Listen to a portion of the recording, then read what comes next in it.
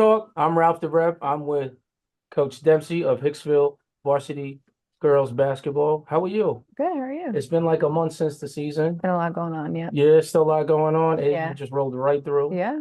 Cool. Yeah. We have a very special guest, one of the most elite Lightning coach on the AAU circuit, Lindenhurst Girls Varsity Basketball coach, Mr. Greg Flynn. How are you? How's it going today, Ralph and Kelly? Great. Doing all right. Great. Thank you for coming on today. I mean, you That, have so much knowledge.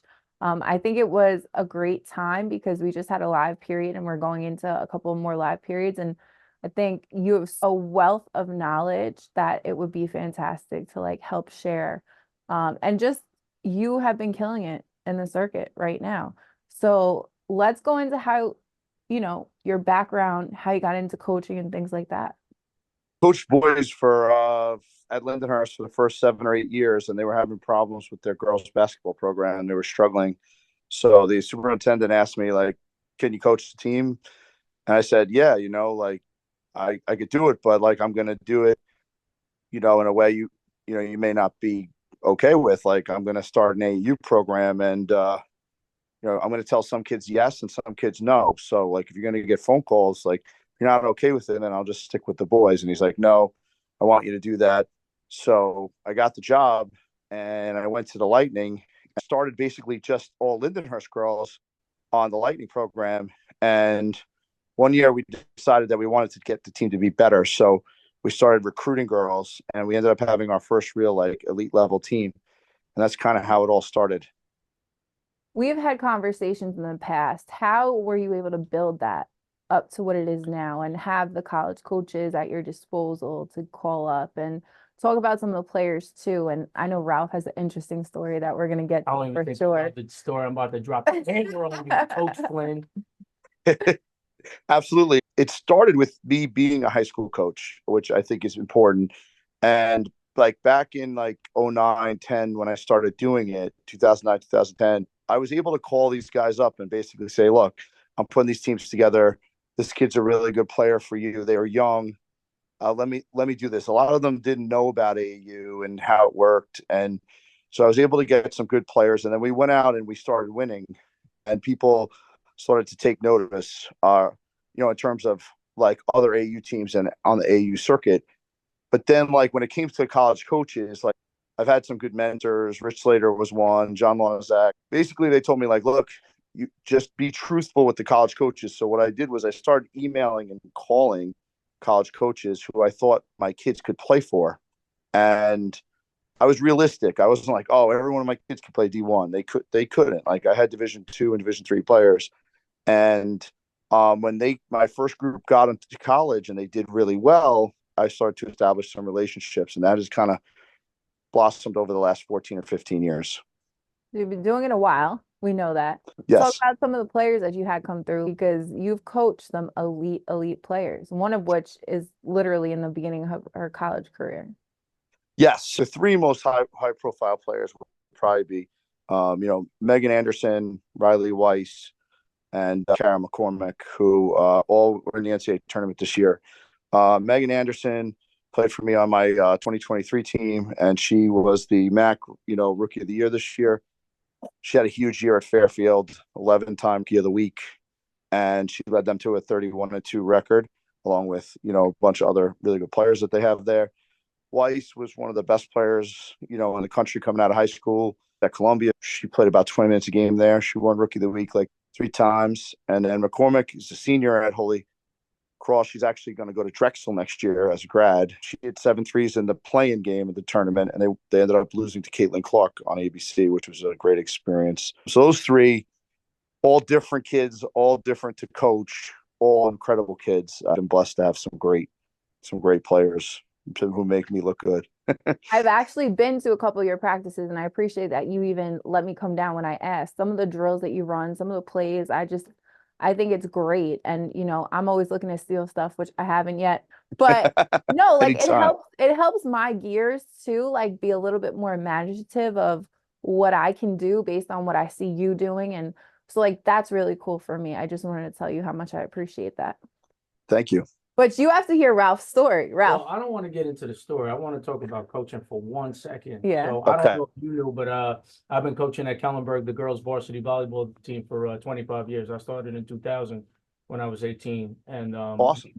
we won the 7 of the last 10 championships in the league. So we are a very elite program, just such as the programs that you run. But I do know that, in the beginning, I was finding my footing just first of all as an adult, trying to just fit in where I am, and then learning my coaching style. And there was a lot of years where Our Lady of Mercy would beat us, Sacred Heart would beat us, St. Anthony's would beat us, and we would always come in fifth or fourth, and we'd be in middle of the pack. But then eventually, I'd say like year 11 was when things started to click. We wrote down our philosophy as a program, and things kind of just really took off. And there's a special thing that I call with all my girls. I call it grafting. So when one team kind of has championship experience, the juniors become the seniors, they become the leaders, then the sophomores become juniors, and they sprinkle all their experience and information. And then obviously you get better as a coach. But it took me a long time to find the footing.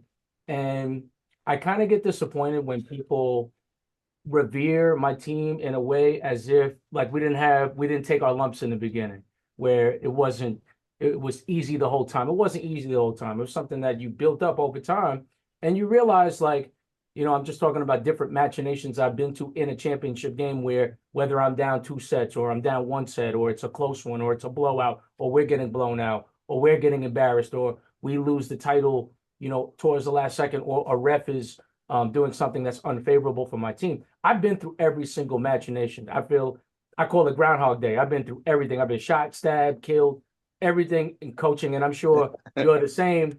You experience the losses so much more deeply than the wins, and you want to keep going. You want to get better. And I know that the centerpiece probably for you is learning, but I want to go all the way back of just how you got into coaching, one, and like what continued to make you want to get better, want to learn, especially when it wasn't going the way you wanted to in the beginning?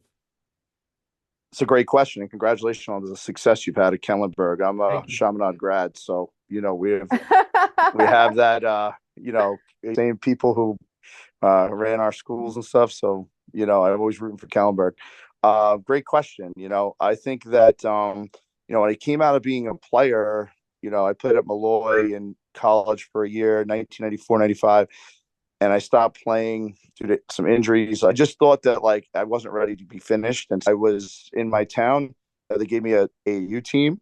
The guy at the rec center, like, I put it together. Can you coach it? So I did, and they happened to be like just an amazing, amazing group of people. Like you said, culture is so important, and how good your culture is really determines how motivated you are going to be to get better. And coaching those guys was such a special experience that it made me want to coach more. It kind of sold me on coaching, and a special group of guys.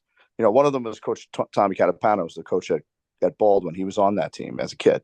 We're still friends today, just from having that experience of me coaching him. And I always told him, like, they inspired me to want to continue coaching, and just to see how they learned and how they improved and how they got better, and just to take the knowledge that I got and to give that to other people. I think that was the main focus. Yeah, and I think just being able to distribute all of the knowledge and wealth of information that you have amongst young people to impress, especially in a short window. Here's something that I could definitely relate to you. When it came to Anderson, Weiss, and McCormick, you knew it, there was going to be an endpoint where, you're in real time. You're really trying to celebrate and be present in the moment of the greatness, because you know that it won't be the same. And I oftentimes feel like this, and I'd say like specifically in 2015, 2016, I really felt like I had a special group. But then eventually it's like you end up getting other memories with other kids, or in different situations, different kids that didn't step up the following year. And then next thing you know, the passage of time, next thing it's 8 years later, and you're like, wow, we still got this thing going.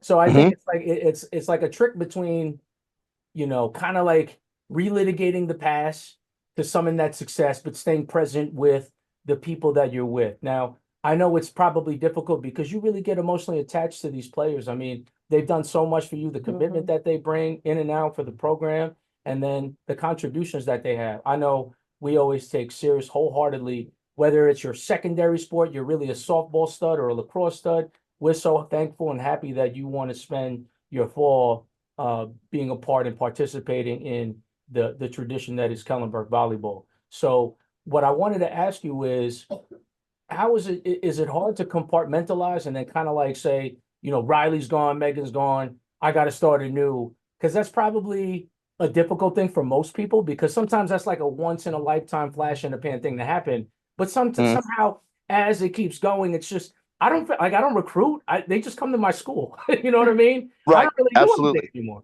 I just got the Well, system. I know how to win. So how do you perceive, from what I'm saying, like compartmentalizing, being in the moment with greatness, and then being able to just turn over and being present in your current situation? Well, I think every team is like a new puzzle. The hardest thing is saying goodbye to them because, being a 17U coach, you're always saying goodbye to them. That's the hardest thing. That last tournament in July is always brutal. They want to give me a gift at the end, and I say, just get me a sweatshirt of your school that you're going to play at. Nice. And so I wear those sweatshirts in honor of them. I'm known for that. It's a kid that I've had, and that's my connection to them. It helps me to be with them. I go to a game and I can have the sweatshirt. I can be part of their college career and enjoy that. But then when we have the next team, the system basically has roles in it, and you got to fit those kids, and they become the new characters in that system. You grow attached to them, and you say, this is what this team's going to have to do. Some teams have more obstacles than others to be successful. Like Weiss and Anderson had less obstacles because they had so much talent. Some Mhm. teams that have less talent have a lot of things to overcome. We may not have enough ball handlers or enough big kids or enough shooters. And then you have to figure out, I think the best thing about coaching every single year, different team, or every couple of years, different groups, is you have to figure out how to win with the different parts and the different strengths and the Yeah. weaknesses. And how are you going to fix the issues that are you're going to confront during the year? And I think it's challenging as a coach, the players, to kind of figure out like how to make that missing puzzle piece fit.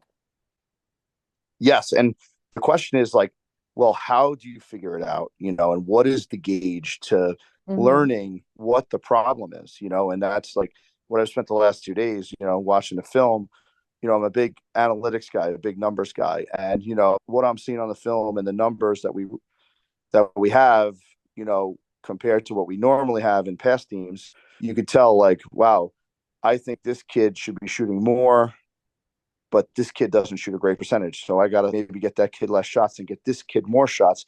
And what you're watching with your eyes during the game, you have a certain thing that you come home with saying, all right, this is what I want to do. And then when you watch the film and you look at the numbers, it's something different. And then you have to kind of come to grips with, well, what am I going to do about this contradiction in my mind? I have to do certain things to fix this, and that'll make our team better. And that's really the process that starts tonight at practice. Who's going to shoot less? Who's going to shoot more? What are we not doing defensively? And taking that information, being able to change as you go and get these kids better is the biggest challenge that I love to try to confront every year.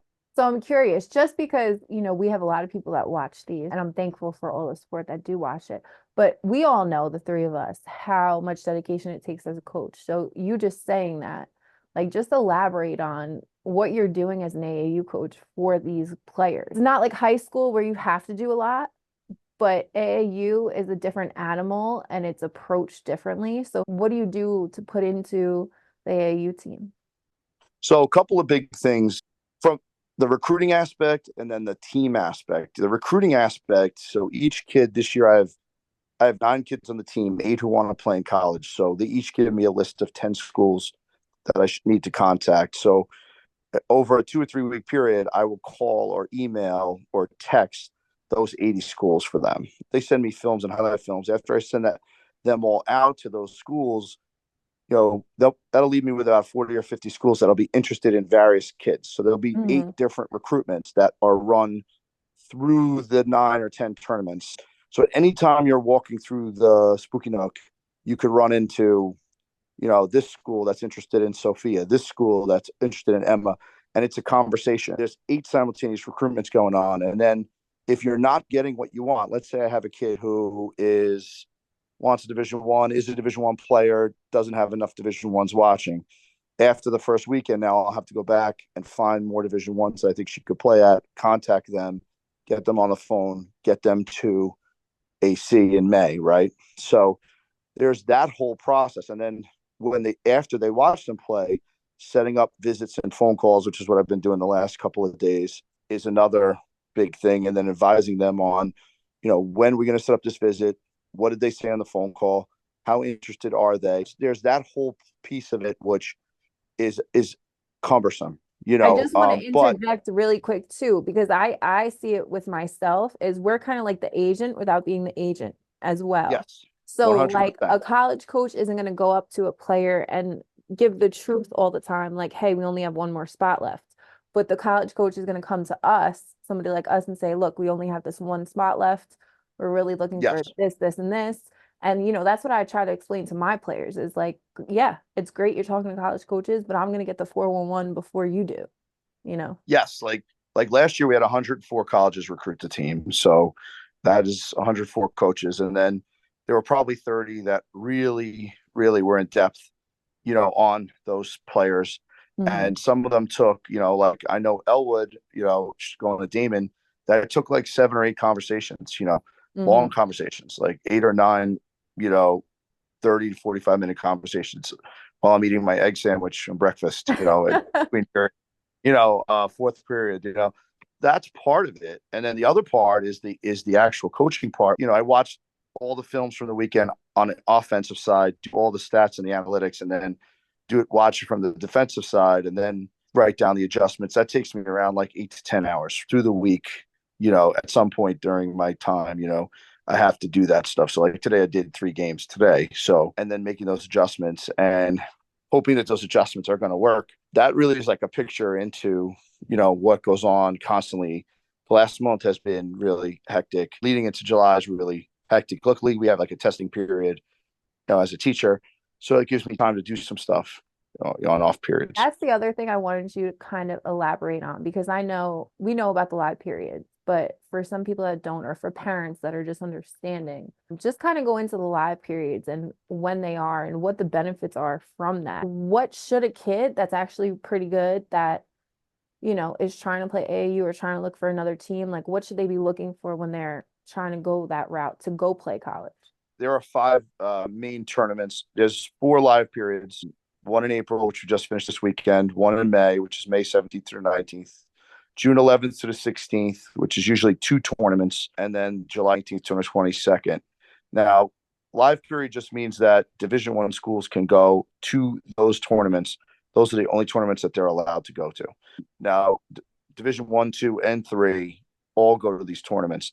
Now, why they're critical is because all these schools have budgets. The Division Ones, all of them go to those tournaments because those are the only ones they can go to. But the Division Twos and the Division Threes, they spend a lot of time at these tournaments because they can see the most kids for their dollar. They have a certain amount in their budget, and they want to see as many kids as possible.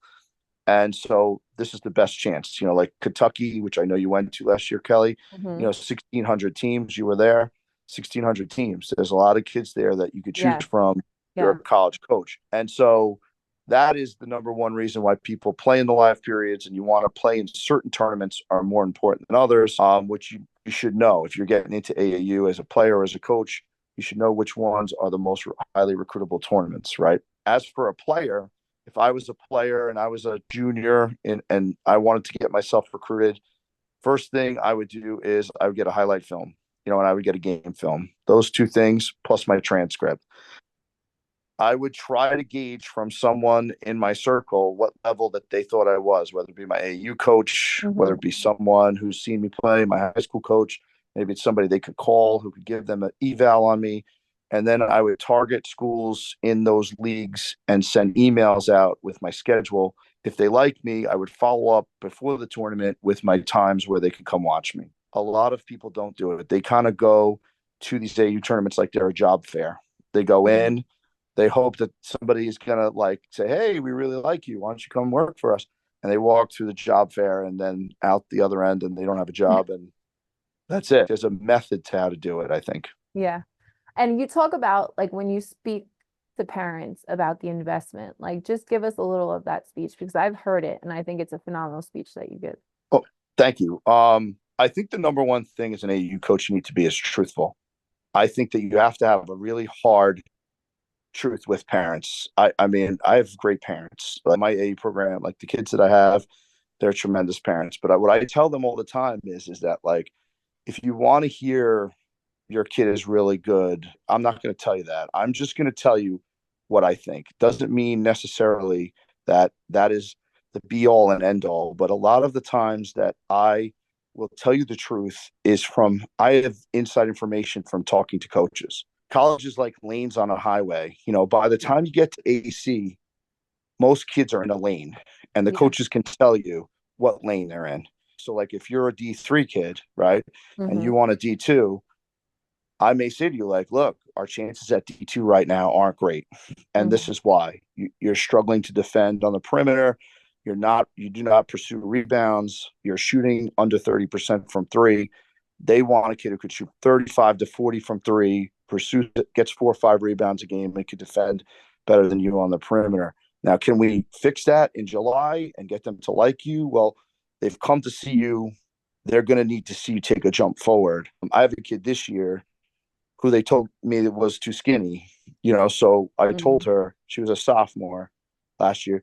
I told her, if you want to be Division 1, you're going to have to lift and put on probably 10, 12 pounds of muscle. She did it, and she got a bunch of Division 1 calls this week. That's phenomenal. But we haven't got an offer yet, so we're hoping that that's going to happen. But by being truthful, was she happy that I said that? No. Said, look, I'm the bearer of bad news, but the thing is, I'm being honest with you because we want you to be happy and go where you can Yeah. play. I want you to target places where you can actually play. So this has been effective for us. It also has kept away the insanity by parents. A lot of my parents know where their range is, what lane they're in. Mm-hmm. And so they don't get crazy. There's evidence behind why they are where they are. It's interesting when other parents from other organizations will approach me to ask me where I think their daughter is. And if that happens, I won't hold back. I love all the people. I'm not I mean, but I'll just say, look, I think she's a high D3 player, or I think she's a low D2 player. And this is why, and you don't have to listen to me. It's just my opinion, what I've heard from coaches. Some of them are surprised because some coaches want them to be in the program. They want to make money off the kid, keep them on their team, and they just don't tell them the truth. And they find out the hard way later on, and they get very upset. That's the problem. They get And I very think it upset at the end. helps. I think it helps foster a good relationship with the player and the parents. It helps a lot because they want Mm-hmm. you to be honest with them. The last thing you want to do is be in the last weekend still hoping, and no one's told you that it's not going to happen. You know what I mean? Yeah. And sometimes that happens, and then I get phone calls in November of their senior year. You need to help me. I want to play Division 2, and I know the kid is not a Division 2 player.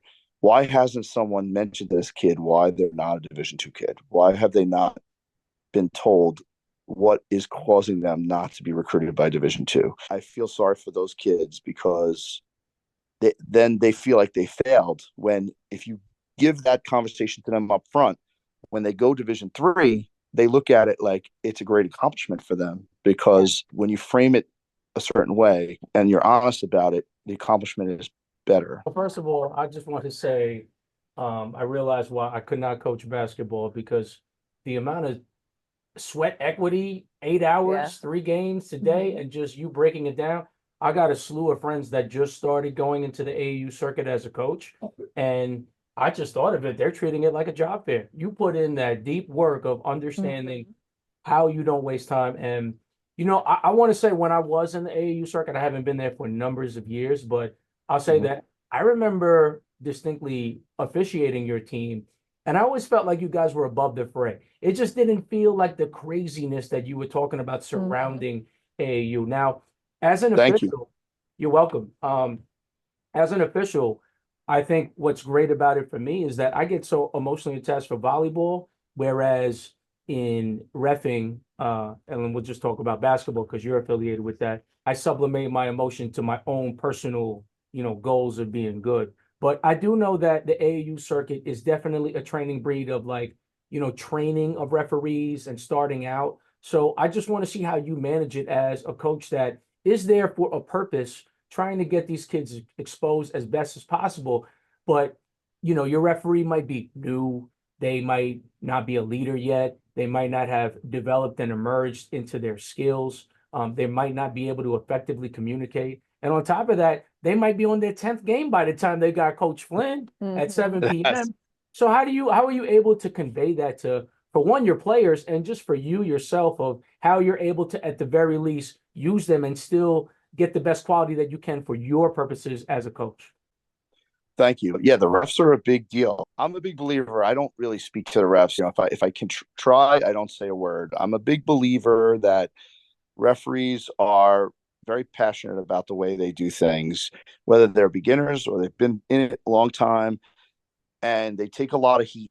They don't need to hear me. And I also think that I want them to clearly look at the game as best they can. I'm interrupting them by giving them a hard time about it. When they become focused on me, they start to miss things on the court, because whether they be annoyed at me or annoyed at the other coach, it distracts them, I think. What I try to do is I try not to say anything. And I tell my players, I'm not going to say anything to the referees, because of the fact that I know they're trying to do the best that they can. They're not out here not trying to do the best they can, or just trying, they don't like me or my team. Like, they're doing the best they can.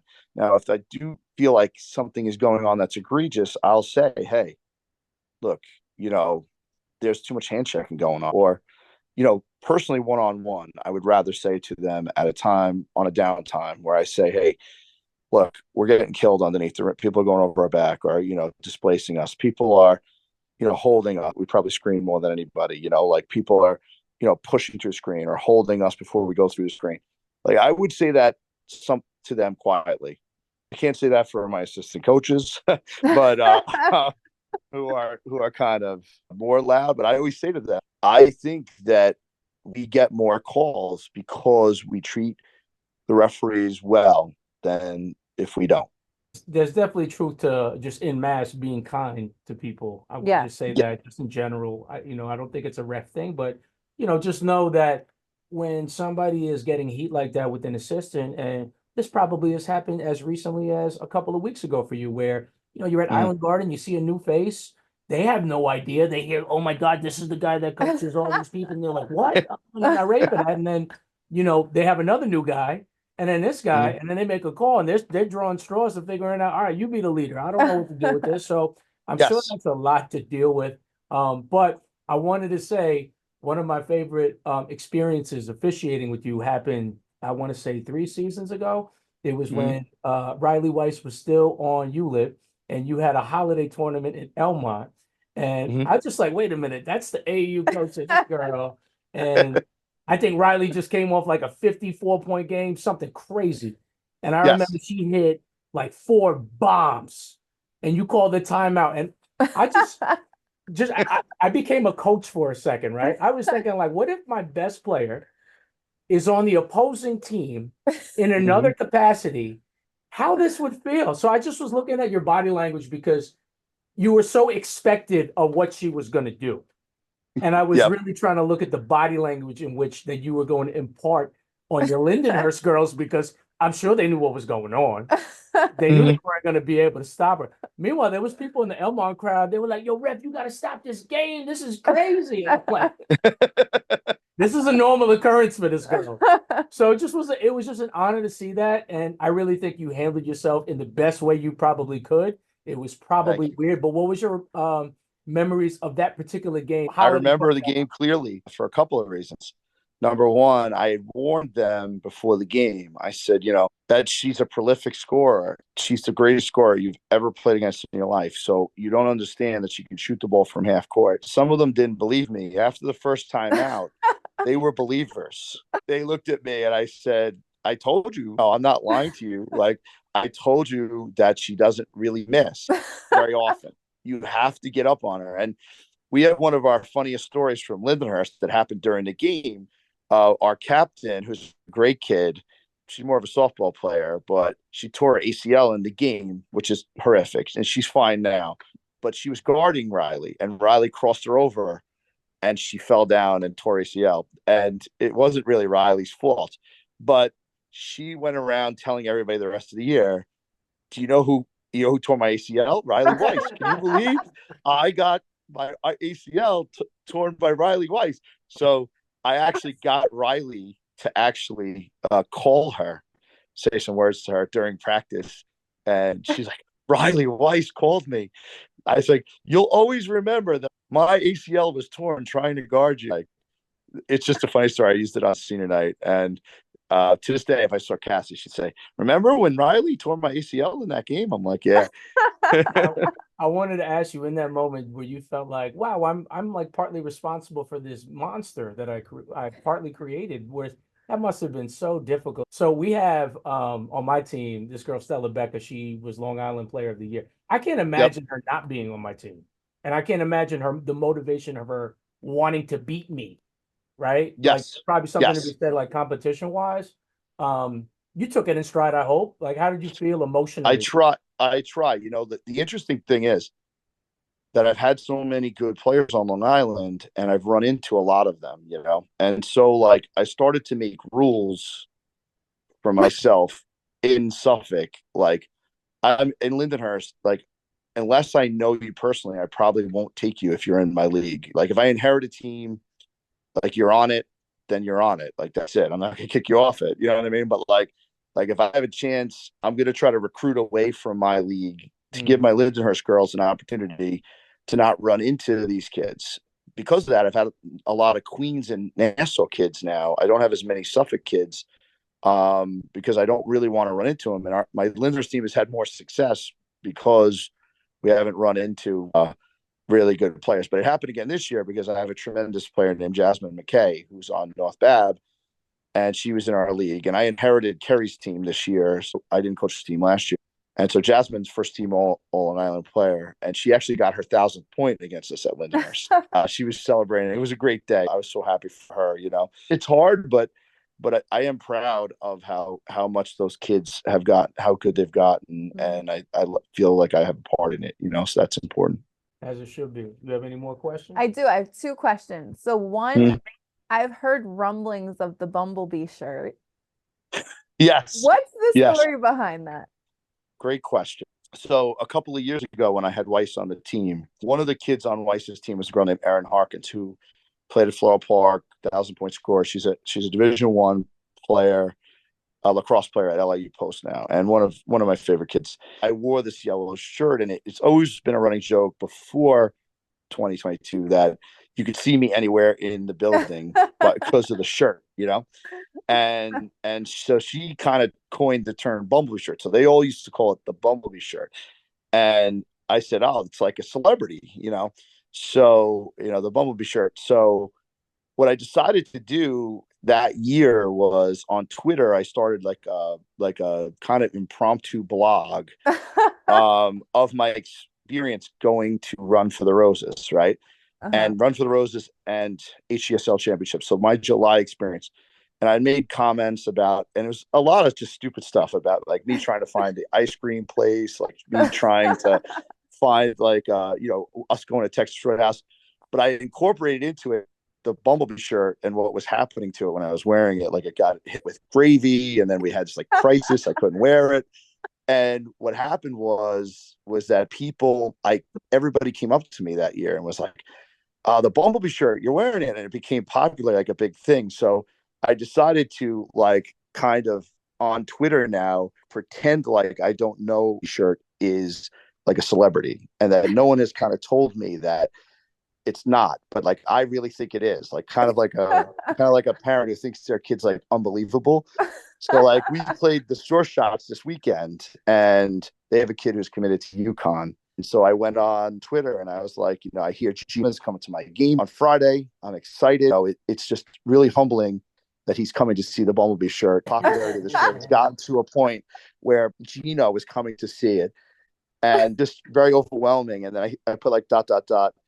The Short Shots do have a kid who's committed to UConn, but I just think that's a coincidence. I kind of like play off like that. I'm like this oblivious guy that thinks that the Bumblebee shirt is this like celebrity. So you see those on my Twitter, and I have all these things about how the Bumblebee shirt, like, one time there was a lot of security because, they had like one of the WNBA players there. And like, it's here for the shirt. And, nobody knows. I can tell you there's like 40 or 50 coaches that love it. They come up to me and they just tell me that they like it. They think it's funny. And I do think it's kind of brought some attention to our team, as ridiculous as it seems. So I do think people get a kick out of it. If it brings a couple of people to the game just to watch that didn't come to it before, it may help somebody. So that's why I continue to do it. That's a really funny. We started something last year with the team, which hair of the day, because they would walk in to practice twice a week, two different hairstyles, and they'd be at the tournament and it's a whole nother hairstyle. So we, instead of like sneakers of the day or things like that, we started hair of the day, and I got to actually get back to it. But I think my last two questions would be, where do you think the recruiting landscape is now? Because COVID kind of made a mess of what it is. And then what are any tips that you have for players that are looking to be recruited and still trying to find their journey, especially for some of the seniors maybe that haven't found their home yet? This recruiting landscape, I'll start with that question. This year's a pivotal year because of the end of what we call the COVID year. These seniors had an extra year because of COVID. That is ending. So the 2025 kids, there are going to be more scholarships out there for them than there were before, which is a great thing. It was a rough go there for a couple of years because you had a lot of kids that were coming back for fifth years, and they were taking up scholarships. But I do think that the transfer portal has complicated things now, because so many people are going into the transfer portal. Those you don't know, that kids are allowed to transfer without penalty now in college, one-time transfer. So we're finding that some of the high school kids are, have to wait out transfer portal season. A lot of them are still going through it now in April. They won't know till May kind of who they really got in the portal. And then in July, they have more knowledge of kind of how many people they'll need based on how well they did in the portal or not in the portal. What it's going to do is your AAU coaches' relationships with the college coaches matter, and how much they speak to them and understand each team's like needs and where they are in their recruiting is big. If your AAU coach is not kind of in that loop, it makes it harder. It doesn't mean that it can't happen. It just makes it, to me, a lot harder than it would be without it. I saw something on Twitter the other yes, day that it said AAU transfer portal is now open, and I was rolling on the floor laughing. I'm like, yeah, I did actually put a Twitter post up also about the AAU portal. I said, I think, we may have to clean up the Island Garden. I have a lot of questions. Who's the compliance officer? Is there a self-release form? Like, how's this work? Just because, if the portal, I start getting calls, how does it work? Yes, it's very funny. As for your second question on players, I think the biggest thing for getting a player recruited is, number one, seek out the truth about your game from someone who'll be honest with you. What you don't want to do as a junior and a senior is waste your time. If I'm sending stuff to, UConn, like, I'm wasting my time, right? Yeah. For the most part, right? So like, if I get the truth from someone and somebody could tell me what level that I'm at, or in the ballpark of what level I am, then I could start to really focus on sending emails out with my highlight film, my video, with my transcript, and getting people to come see me. And even like within D3, if somebody says, hey, I'm D3, well, there's high D3 and then there's lower and middle D3.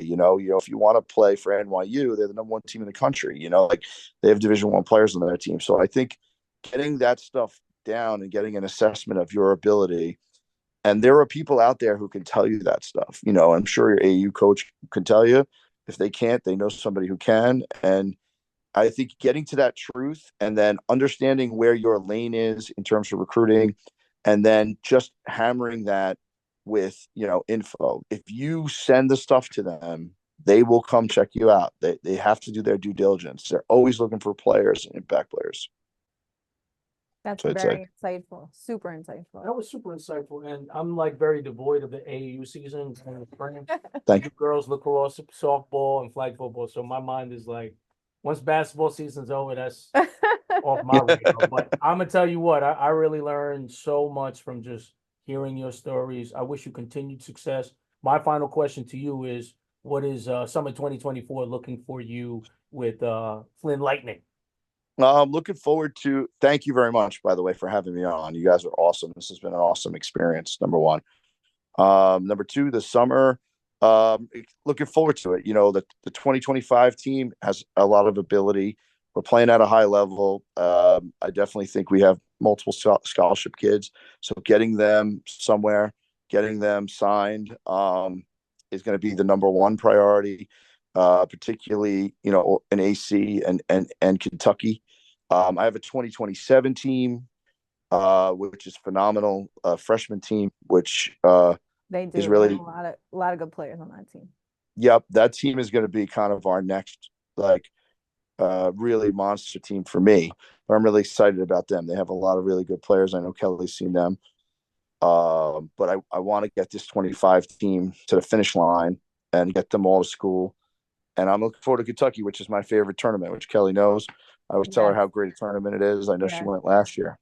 Yes. So, No, and I just want to say thank you because you've basically been open arms. You know, we coach for two different organizations, but I text you and you're super helpful and like you're always honest, which I do appreciate. And you're kind of like a mentor in that sense of like I'm starting really that recruiting type of team where I need that knowledge that you have. And I'm kind of starting from where you started. And it is tough. But you know, building all those relationships is important with your players, with the college coaches, with the other people that do know what the process is. And I just really am grateful that you've been so helpful throughout it all. no, thank you very much. I know that I've been there where you are, like, and I needed people to give me information. And, you know, for me, like when I came in like '09 and 10, there was so many divides among organization. There was a lot of animosity. I kind of set out to try to stop that. I think I'm friendly with everyone in all the organizations, and we try to help as many people as possible. Try to stay out of each other's way, you know, and help each other. You know, I think that that's why we're here. We're here for the kids. You know, no one cares, you know, who beats who and whatever. It's, you know, you want to get the kids to where they're going to be, and if I can, in college, and if I can help with that, I'm always available for that. Anytime you ever need, you never hesitate to ask. And you know, it's, I appreciate you guys, you know, having me on, letting me talk about it. Yeah, we're happy you didn't quit the Zoom because it was it's not for us. We weren't sure you were gonna get. We thought you were gonna be a microphone with a slash on it. It wouldn't have been We great. had just this like a voice that we, hey, if we want to ask these guys questions, we don't know what he looks like. No. I know I'll be looking for the Bumblebee shirt at the live period tournaments, and I'll definitely make sure I make my way to say hi. Yes, no, absolutely. I wore it Friday and Sunday. So I know that there are a lot of people who are looking forward to seeing it in AC. So, the funny thing is, like, you think like when you do something like that, which is really borderline ridiculous, like, it's just a ridiculous thing. I will say, like, I take 5 to 10 photos with people every That's tournament hilarious. with the shirt, and so I'm like, like it's funny because Coach Eames at Cortland, who's she's like my basketball daughter. Like I coached her forever. Mhm. She just rolls her eyes at me. With this Bumblebee. I mean, she likes the whole thing, but like she's around me all the time, so she like, oh boy, here we go. And I'm like, what? You can't handle the celebrity, the popularity of such an important iconic shirt. I'm sorry, so it's pretty funny, but yeah. That's So, awesome. It's funny. so we'll see it out there. It'll be out there. We know you got practice, so I know you got to run. So we appreciate your time. For Coach Flynn, Ralph the Ref, this is Coach Dempsey. This is Ball That Talk. Peace.